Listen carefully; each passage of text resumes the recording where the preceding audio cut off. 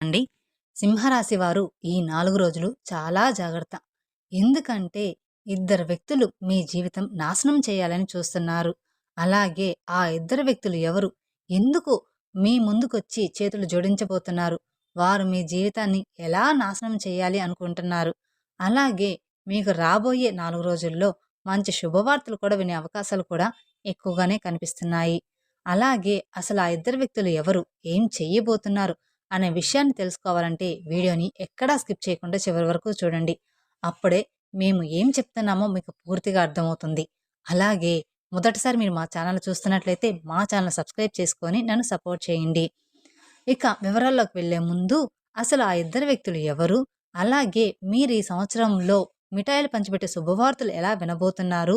మొదటగా ఇక్కడ మనం ఈ సింహరాశి వారి గురించి, వారి మనస్తత్వం గురించి మాట్లాడుకోవాల్సి ఉంటుంది. ఆ తర్వాత మీ శత్రువులు